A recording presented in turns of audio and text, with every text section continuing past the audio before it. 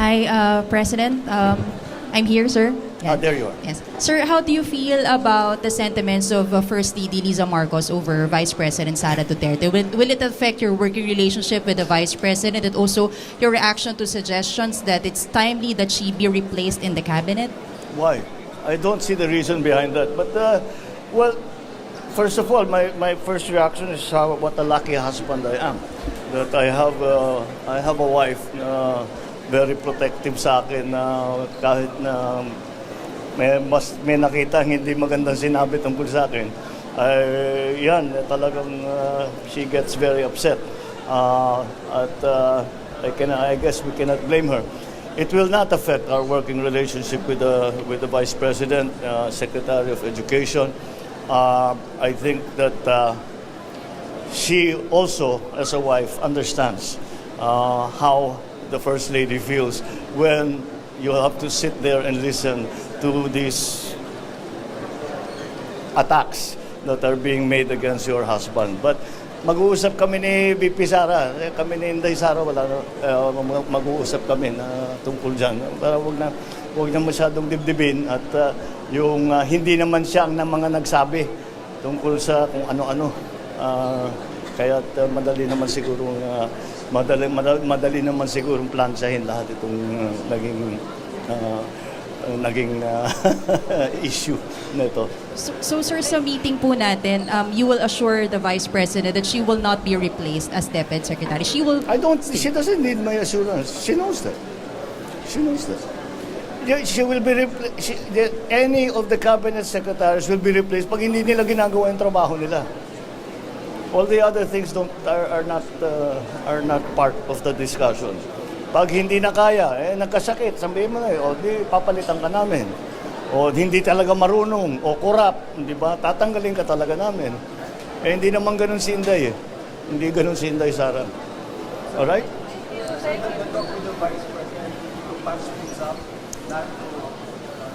I don't think we need to patch anything up. I think she understands, as I said, as a wife herself, she understands the sentiments of the First Lady. And our conversation will be precisely that. To say that, I am sure you understand how she feels because alam niyo, ang First Lady hindi sanay sa politika yan eh. Kami manhid na kami dyan sa mga insulto, kung ano-anong personal na insulto, policy, lahat. Manhid. Hindi siya galing sa political family. Kaya siguro, she still has to learn na magpalampas ng konti ng mga ibang masasakit at may init at baanghang sa salita. Okay. Lucena, sir, ano po ang tugon ng pamahalang nasyonal sa power outages po sa Occidental Mindoro? Power outages po. Sa ngayon, nagka-problema nga dahil hindi isang planta bumagsak. Alam mo yun, dahil sabay sunod-sunod yan, sunod-sunod nag-trip kung tawagin. Pero dahan-dahan naman bumabalik. So, ang power supply natin ay sapat naman. Nagkaka-red and yellow lang tayo na alert. Pero sa kasalukuyan, nakikita namin, dahan-dahan bumabalik sa normal na naman yan. Maayos na natin yung mga naging problema, yung technical problem dun sa mga planta. At maraming nakikita ko sa news, baka meron daw na nagsabotahe.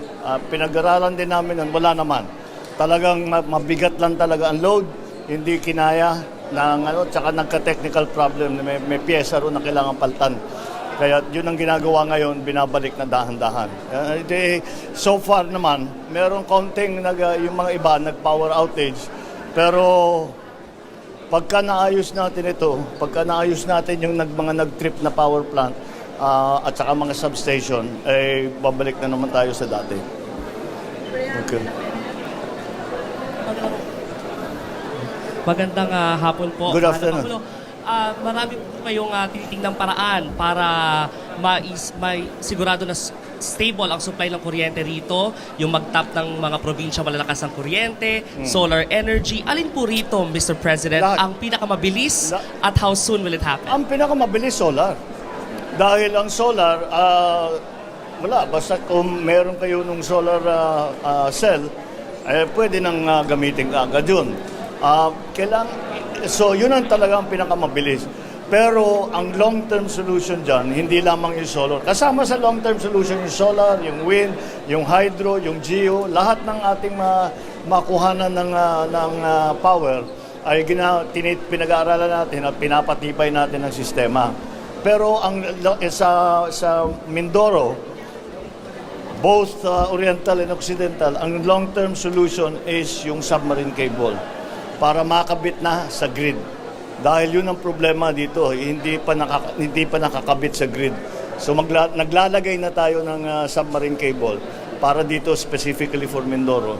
Para yung mga ibang lugar naman na sobra ang kanilang, meron silang excess capacity na tinatawag. Hindi nagagamit, sayang.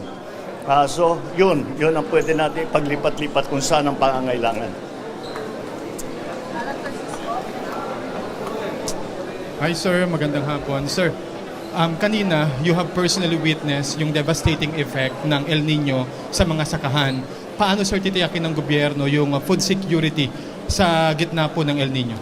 Well, kung pinag-uusapan natin ay bigas, sapat naman ang ating supply. Hindi kailangan mag-alala ang tao. Yung mga area, sa katotohanan, yung mga area na may patubig, tumaas pa yung ating naging ani, yung tons per hectare natin. Pero siyempre marami pa, gagaya rito, siguro mga 50% lamang ang irrigated. So yung iba talagang nahirapan.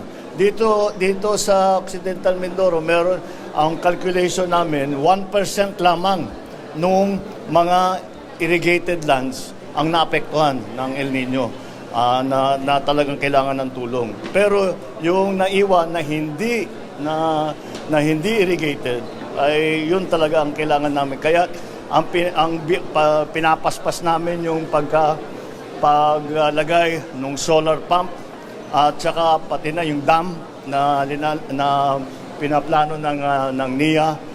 At para yung supply ng tubig mapalawak natin yung irrigable land. Kasi basta't irrigated, kahit na may ganito, kahit na may El Nino, pwede pa rin. Tapos marami tayong dinadala na post-harvest facilities para imbis na ginigiling pa yung palay, malayo pang dinadala, kung saan pa dinadala. Kaya dito nang gagawin, para menos sa gastos, mas malaki ang kikitain ng farmer.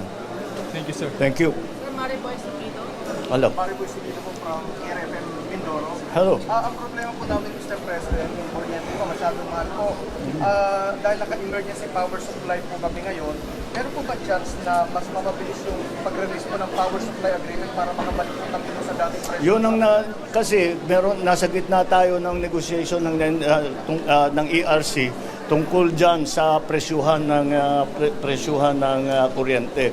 Pag natapos yun, then special case naman kasi talagang Mindoro dahil sa power, decades old problem na yun. Kaya pagka natapos yun, malaman na namin kung paano pwedeng gawin dito, baka makapagbigay ng subsidy para ng ERC, baka makapag-approve ng subsidy para sa Mindoro provinces. Okay?